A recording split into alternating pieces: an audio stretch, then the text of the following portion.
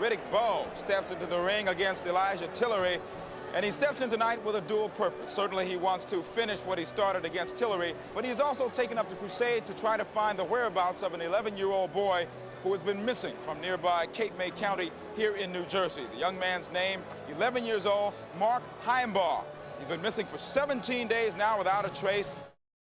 Mark Heimbaugh is the only open case that I had the day I retired. We did everything physically possible at the time to do.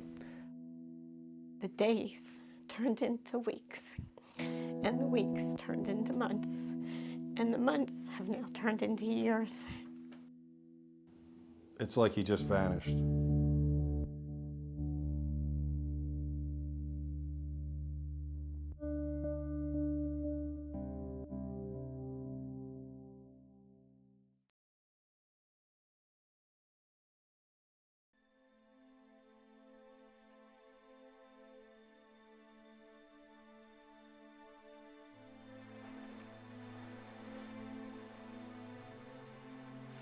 Mark was born May 23rd, 1980.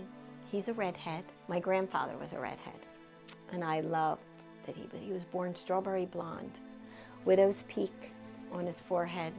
Really adorable, really adorable. Back then, you really didn't think much of being out until the sun went down. It really was just the norm.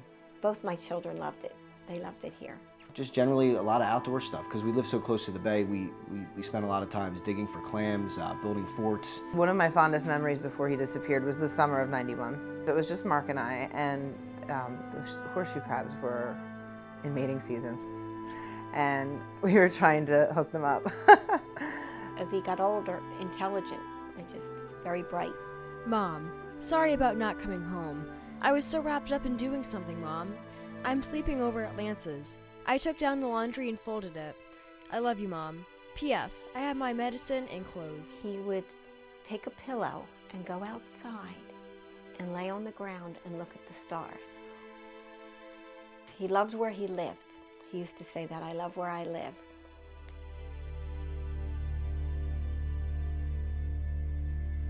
It was a Monday, school day, November 25th.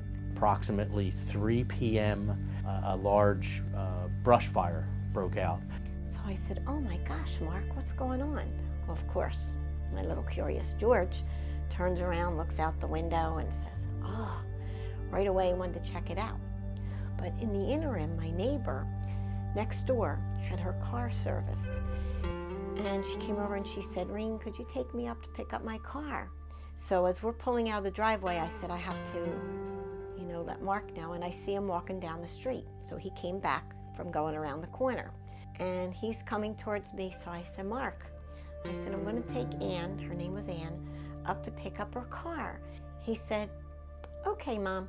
At the time of the incident, straight down there, short distance, was where the roadblock was put into effect, the last road, and it caused now all your southbound traffic to now be diverted, which they were diverting them into the neighborhoods, and they were making U-turns and driving up and had to come back out, so you had a lot of extra traffic. So a trip that would have taken me 5 minutes took me almost a half hour, 15 minutes there and 15 minutes back. And after about an hour, it got dark, and Mark hadn't come home yet. So she started to get very nervous, and she was questioning me that, should I call the police? Should I go look for him? I said, well, Mom, if it really bothers you, maybe you should get in the car and go look for him. When she got home, she realized that something was wrong, and she stated to me that she was going to call the police, and I said, I think that's a good idea.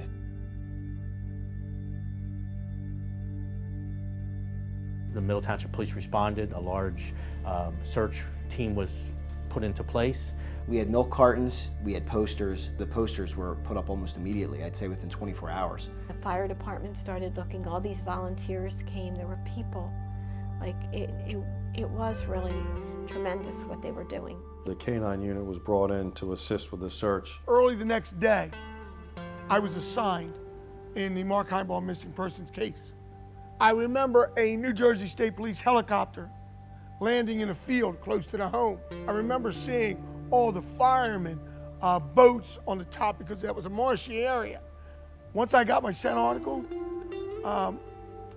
I began clearing areas that they wanted to know where he wasn't. One of the police officers came up to the door with a sneaker in his hand, and he reported it was sandy. It was not really wet, but it was more like a damp, and he reported that this sneaker was found on the beach.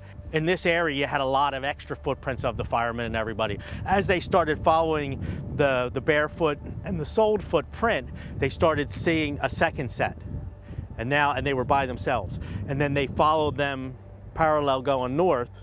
They thought it was him running from someone because it almost looked like a shoe and a barefoot, a shoe and or like the sock. There wasn't, so he could have been trying to run from someone. We have them tracked going down towards the county park. It's a playground and an athletic fields, and that's where the roadblock was in effect. At that point, we have him walking across the street. Eyewitnesses see him walking across the street, but this time it appears that he's with a girl, and she appears to be a blonde-haired 10-year-old girl wearing a distinctive jacket. We never were able to conclusively identify who this young girl is. I can remember getting calls from the Grand Cayman Islands, Pennsylvania, Nebraska, Mexico, Canada, but they all turn out to be a look-alike. Lots of them appear to be real strong. I mean, you're on the phone with a police agency as they're entering a house because there's somebody in there that looks just like your missing kid. A car stop, it looks like your missing kid. We did develop several persons of interest, and if you want to say suspect, the suspects, but they all seem to hit a roadblock where we can't, as we do the backgrounds, we can't put them in our jurisdiction or down here on that specific date or that time. It's like he just vanished.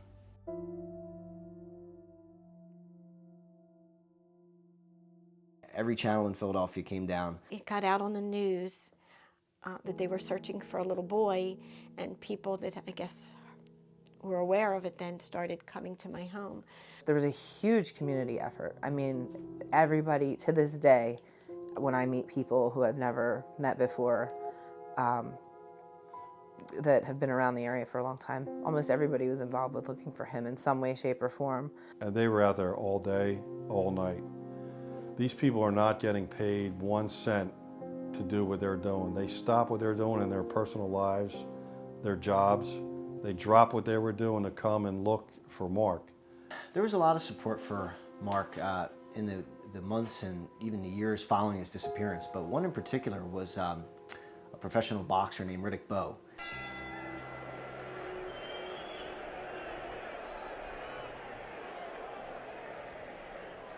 He's also taken up the crusade to try to find the whereabouts of an 11-year-old boy who has been missing from nearby Cape May County here in New Jersey. The young man's name, 11 years old, Mark Heimbaugh. He's been missing for 17 days now without a trace. He even had Mark embroidered on his shorts, and it said, I think it said Big Daddy Bowe, which was his nickname, and then he had Help Us Find Mark on the other side.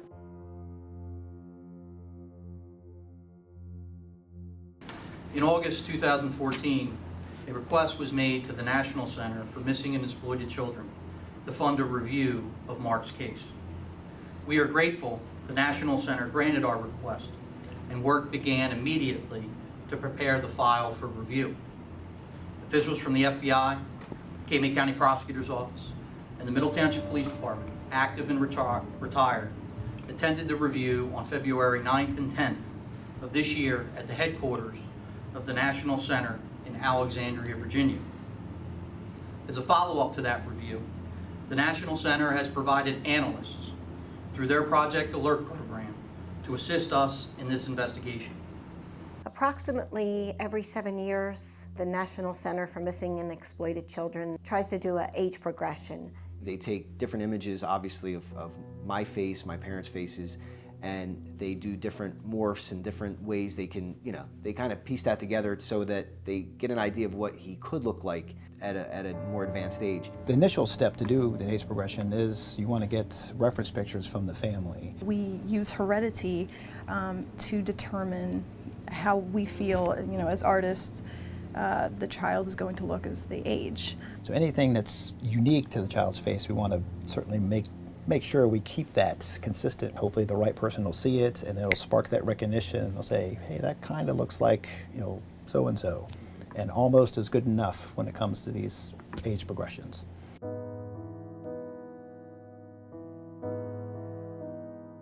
We did everything physically possible at the time to do. When I go back and think, I have a very vivid memory, and I sometimes get sad. But at this point, I'm pretty set with the closure that he's probably not going to be coming back.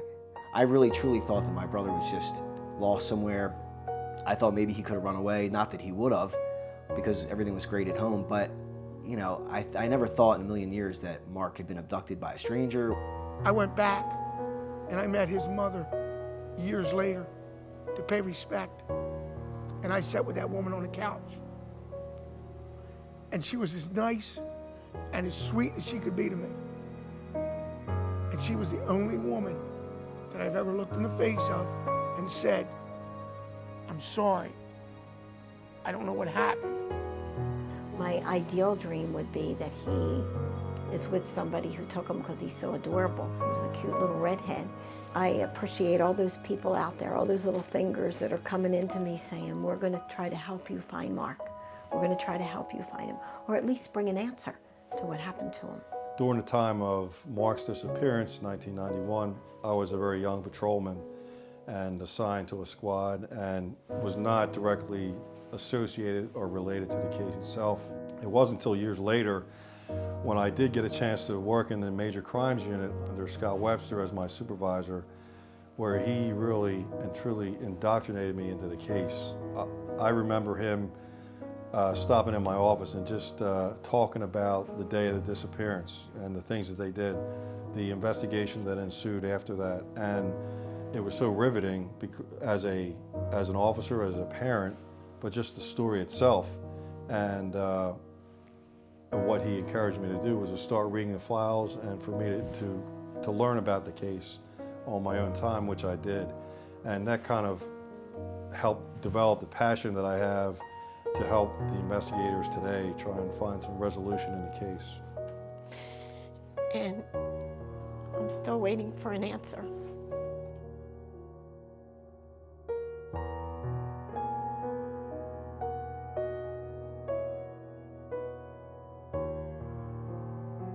A poem to Mark, my son, who disappeared on November 25th, 1991. My hero. 3 years have passed since that sad day. You viewed a fire and went away.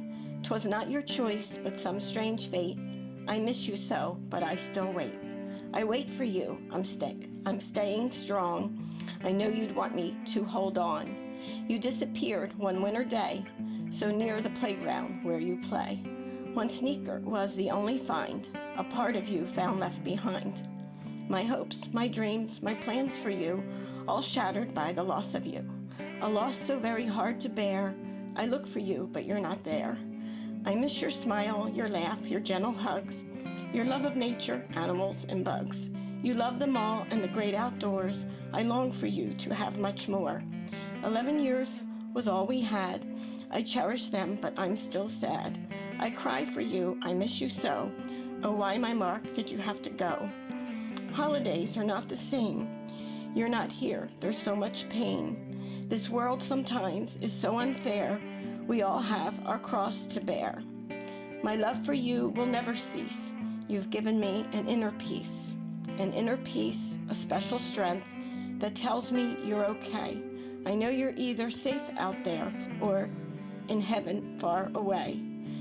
An answer, yes, I must have one to end this pain, my little one.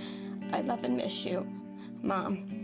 Mark is and always will be my hero.